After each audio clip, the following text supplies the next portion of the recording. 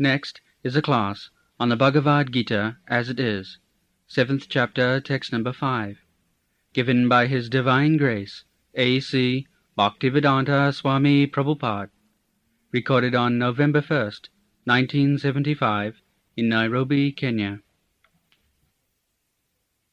Besides this inferior nature, O mighty armed Arjun, there is a superior energy of mind, which are all living entities who are struggling with material nature and are sustaining the universe. Apariyam mitastanyang prakriting vidhime param jiva bhutang mahabaho jayedam dharyate jagat.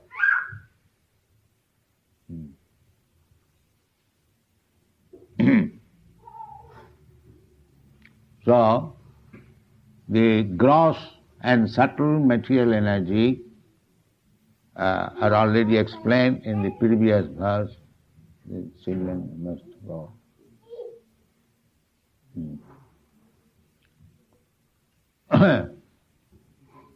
So, the bhumi rapo nalo vayu khangamano buddhiri vacha. Earth, water, fire, air, ether, mind, intelligence and ego. These are all material energies. It has nothing to do with the spiritual energy. And because it is not spiritual energy, it is called apara, inferior. Just like in our body, there are some superior part and some inferior part. We have got the brain, that is superior part, but there are other parts where we pass tool anyway. Everything is part of my body, but the position is different, superior and inferior. Similarly, everything is God. Sarvam khalidam Brahma. But still, there must be distinction between the superior and the inferior. Although it is Brahma, still for practical use there is superior and inferior distinction. Those who do not make this distinction foolishly, they are called nirvisheshvadi, impersonalists, without any varieties. But there are varieties actually. Although the body is one, there is no doubt about it. But different parts of the body are considered as superior and inferior.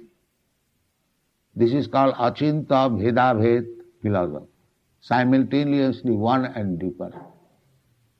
As part of the body, the anus or the genital, it is part of the body, and the brain is also part of the body.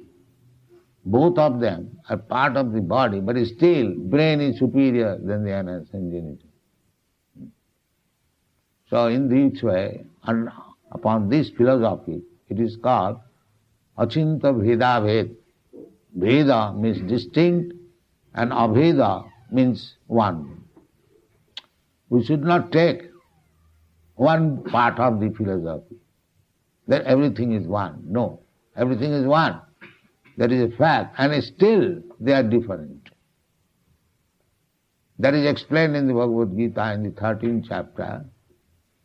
Maya tatamidam sarvam jagat abbhakta murtina. In my impersonal form, I am all pervading. Jagat abbhaktam. But masani sarvabhutani. Everything is maintained by me. Matsani, sarvabhutani. Nahang tesu avastha. But I am not there. Just like the jail department is also part of the government. But the president does not live in the jail.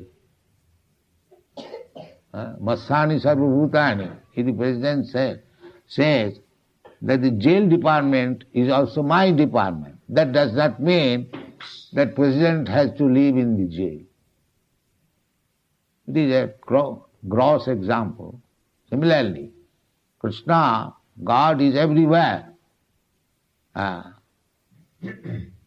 Not everywhere. His energy is acting everywhere. The superior energy and the inferior energy. This is the material world, combination of two energies. Just like this body, your body, my body, everyone's body. What is this? The combination of these two energies. The superior energy and the inferior energy. The inferior energy, Bhumi Napanalabhayu, the gross body, earth, water. This gross body means earth, water, air, and ether. And then the subtle body, mind, intelligence, and ego. These 8 combinations. So this is not actually I. And so, therefore, this is apara, inferior. But what I am, that is superior. That is explained here. Jiva Bhuta. Beyond these 2 gross and subtle energies, there is another superior energy. Aparayam itastu anyang. Anyang means another.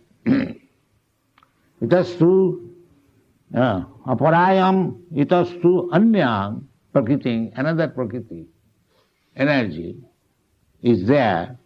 Vidhime param, that is superior. Who? What is that? Jiva Bhuta, that living being, which is within the gross and subtle body. That living being. So the modern scientists, they cannot understand this. It is clearly stated, distinction between the inferior energy and the superior energy. Both of them are energies. And Krishna is the energetic. It is everything coming from Krishna. Energy. Just like heat and light come from the fire. The fire is distinct from the heat and light. Ekodesha sthito shagne josna vistarina jatha parasya brahmana shakti tathaiva akhilam jaga. Just like fire is there. We can see, if you study whatever God has created, if you simply study, you become a philosopher. Just like the sun is situated in one place, every day we can see. It is Agni, fiery substance. So, heat and light is distributed. And through the heat of the light, heat and light of the sun, all other planets are created. And the vegetation and all products have been coming out. Without sunlight, you cannot be anything. Heat and light, it is essential. Similarly, the whole material world, or any world, spiritual world, they are manifestation of the supreme energetic. The energies are coming. Energy, you have got also energy, I have got my energy. You cut your hair, automatically the hair will again grow. Do you know what is that energy? But there is energy, otherwise a dead man saved will not grow. Will not grow anymore here. Finished. But a living man, because he has got that energy, so today you save, again tomorrow you save. This is called inconceivable energy. Even I do not know what is that energy, you do not know what is that. We can talk foolishly, some bombastic word. This sells this and that and so many things, but it is not in our control. So these 2 energies, material energy and the spiritual energy, one is superior and one is inferior, they are working within this world. Mixture. And the spiritual world means there is no material energy, simply spiritual energy. There is no material energy. Everything is spiritual energy. There is no material body. There is no this bhumi the land in the spiritual world is not land like this land. Chintamani prakara sadma su kalpa vrikhala khabriti su surabhi ravipalantam Lakshmi sahasra sata samrama sebhumanam govindam adi purusam tamam. The Brahma Samhita, which is the description of the spiritual world. Chintamani prakara sadma su. There are also buildings. But that building is not like this building, bricks and stone. Chintamani, touchstone. Chintamani prakara. Prakara means houses. Sadmasu, kalpa, there are also trees. But those trees are spiritual trees. How? The kalpa vrikha. Here go to a mango tree, you get mango. But there to go any tree, you ask for mango or any fruit or anything, it will be supplied. That we cannot imagine. That how one tree can supply everything. Yes, that can, because they are spiritual. Spiritual, just like my disciple, if I say, bring mango.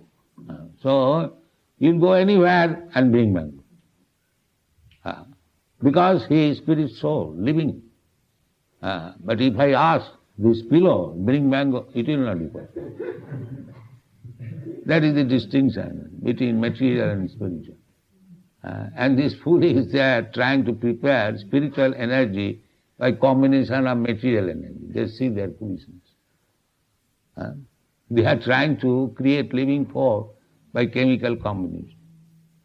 So, therefore sometimes we say, I do not say, Krishna said, mudha, rascals.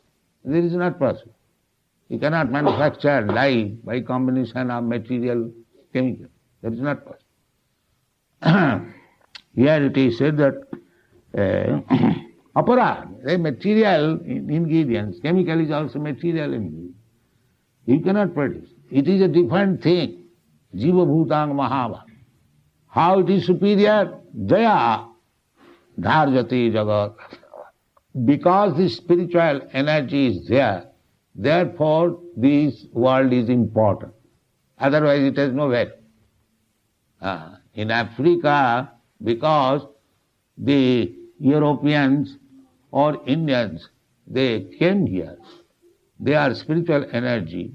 The Africans also spiritual energy. This is an example. But the advanced nation, they know how to utilize things, the matter. Therefore it is superior. The spiritual energy, living soul, knows how to utilize this matter. Jaya idam dharjati jagat. Jagat, this world is made of material energy. But the spiritual energy, the living entity, he knows how to utilize this material energy. He knows how to utilize earth by making brick and making lime, and then they can construct a nice house. The controller is the spiritual energy. Therefore it is called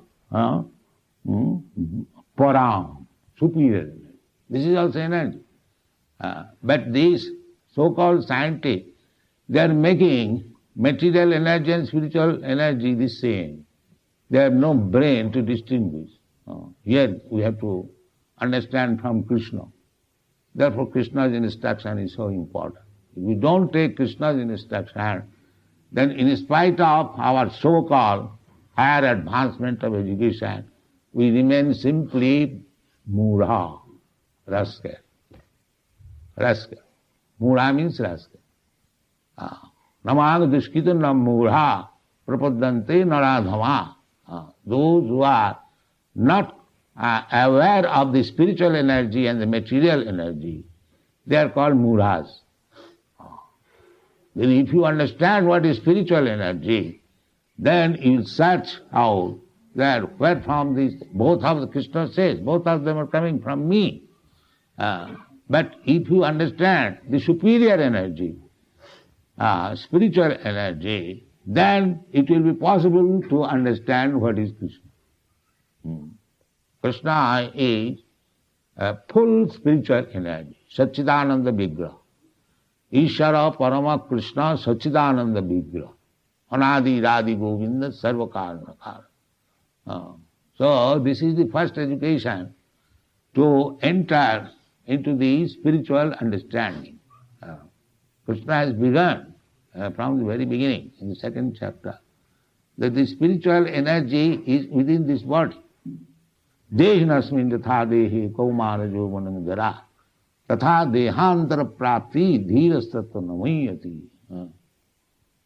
So, there are many evidences in the Vedic literature that the spiritual energy is different from the material energy, and if you understand a spiritual energy, then you can understand what is God. Because spiritual energy is the sample of God. Sample of God. Krishna says in the Bhagavad Gita that Mamaivangsha, here it is said Jiva Bhuta. What is the Jiva Bhuta? Is Jiva Bhuta, the living entity, Mama Eva Angsha, they are my part and parcel. Minute particle of me. That's like father and the son. Son is part of the father, bodily, not spiritually. Spiritually, he is part of Krishna. And materially, he is part of the body of the father. So we are not talking of the material. That is going on, of course. But this understanding, Bhagavad Gita, is completely spiritual understanding. So this Jiva Bhuta, that is controlling the material nature. And if you ask, what is this material, spiritual energy, a living entity that is already explained, still further, it is said in the 15th chapter that these spiritual energies, the Jiva Bhuta, Mamaivangsha Jiva Bhuta. Krishna says, these Jiva Bhuta, living entities, they are my part and parcel. That means, if you try to understand what is these living entities, then it is being part and parcel. You can understand God. Just like a big volume of rice boiling. You take one rice and you press it in the hand. You can understand the whole rice pot is now ready. Similarly, if you thoroughly understand this spiritual entity, you can understand what is God. It's like you take a drop of ocean water and analyze it chemically, the combination, then you can understand what is the whole sea water. It is very easy. At least you can understand composition. So, if you study human nature, whatever there is, that is also there in God. But that is perfect and unlimited. And we have got all these chemical qualities, very minute quantity. And in the material contact, it is imperfect. So if you become liberated from the material bondage, then you become perfect. You can understand that I am as good as God, but God is great, I am very, very small. That is self-realization. That is self-realization. If you think I am as good as God, that is your foolishness. You are as good as God by quality, but quantity you are not as great as God. This is self-realization. Therefore Shastra says that if the minute quantity of a spiritual spark would have been equal to the supreme whole, then how he has come under his control? This is reasoning. We are under control. In the material atmosphere, we are fully under control. But when we are spiritually free, still we are under control. because God remains the great and we remain the small. Therefore, in the spiritual world, there is no disagreement that God is great and we are small. There is no disagreement. That is spiritual world. And the material world means God is great, we are small. There is disagreement. That is material world. Try to understand the distinction between material world and spiritual world. The living entity is very minute particle of God. But in the spiritual world, everyone is aware of his position. The living entities, they know what is my position. I am a small particle of God. Therefore, there is no disagreement. Everything is going on nicely. Here, in this material world, he is actually the small particle of God, but there is disagreement. He is falsely thinking that I am as good as God. This is material life. And liberation means when we are free from this wrong conception of life, that is liberation. Liberation means, therefore, all the bhaktas who have basically accepted that God is great, I am small, very small particle. Therefore, as the small serves the great, my real duty is to serve God. This is liberation. This is liberation.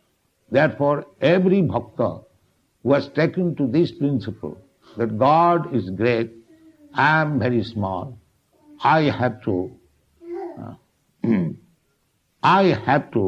render service to the great. That is nature. Everyone is going to the office, to the factory, to the work. What is this? Going to serve the greater. Otherwise he might stay at home. Why he is going to the factory, to the office? This is the nature.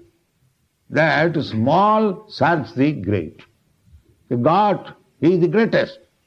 Anoraniyang, mahato mahiyang. Then what is your business? To serve him. That's all. This is natural position. He in the material world, he is going to serve somebody from somebody else for his bread. Still he is thinking, I am God. Just see what kind of God he is. This rascal is thinking that he is God. If he is driven away from the office, he will not get his bread and he is God. This is material. Everyone is thinking, I am God. Therefore, they have been called muras, rascals. They do not surrender to God. Namang dushkitanam mura prapadanti narandhama. Maya aparitagyana. Aparitagyana. His real knowledge is taken away. He does not know that he is small, God is great. His business is to serve God. This knowledge is taken away. Maya aparitagyana. Asari bhavamasa. This is the sign. And you can understand by the one symptom, just like pressing one rice from the whole pot of the rice, you can understand the rice is quite all right. Similarly, by one symptom you can understand who is a rascal. What is that? Naman prapadanti. He is not a devotee of Krishna, he is a rascal. That's all. That's all. This is our conclusion. Thank you very much. Hare Krishna.